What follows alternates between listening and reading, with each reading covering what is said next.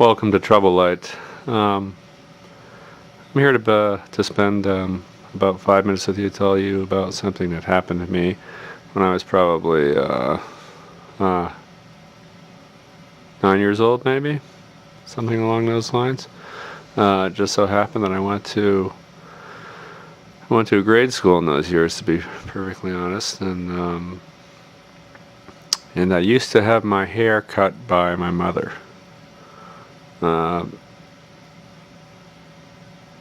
God bless her. She did her best with it, but she didn't always get it right, and I would sometimes pay the consequences for that. Consequences that I'm still feeling to this day, I'm afraid to say. At any rate, one such haircut is basically the focus of this story.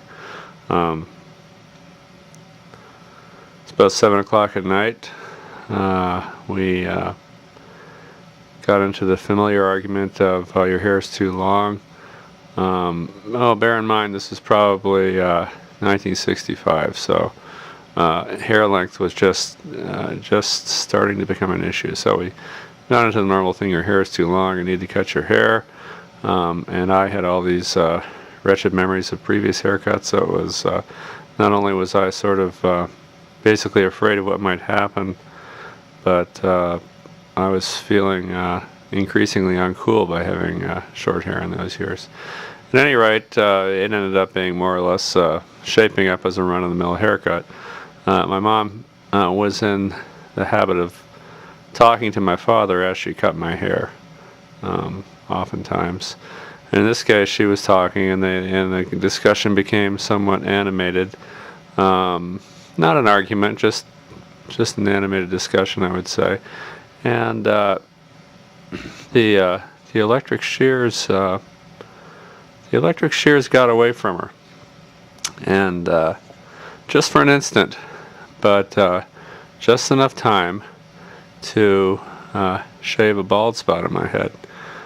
Mind you, if you check me out now, that wouldn't be much of an issue now, but when I was 9 years old, that entire region you just saw was covered with hair. At any rate, she shaved the bald spot right in this area here, right up here.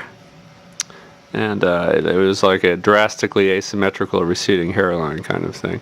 The kind of thing that any child who faced the prospect of going to school the next day would look at and say, oh my God, I'm never going to go to school again. I'd rather be decapitated and sent to school than go to school in this condition. My mom realized she made the mistake right away, and she said, "Oh, geez, I'm sorry. It's no big deal," kind of thing. And I looked in the mirror, and I don't know. I guess based on that experience, I don't believe in spontaneous combustion, because if such a thing were possible, it certainly would have happened in that moment. But anyway, I said, "Okay, Mom, I'm not going to school for maybe a month." She goes, "No, that ain't gonna happen.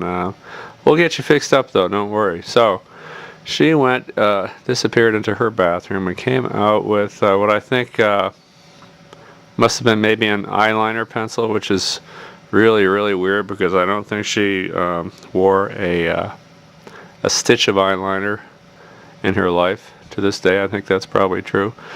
At any rate, she did some drawing on that spot, and she made it sort of a stipple sort of effect that she worked on it passionately for maybe 10 minutes, and she says, "Well, look in the mirror, see what you think." I went and looked, and it looked far worse. It looked like I'd suffered a horrible burn.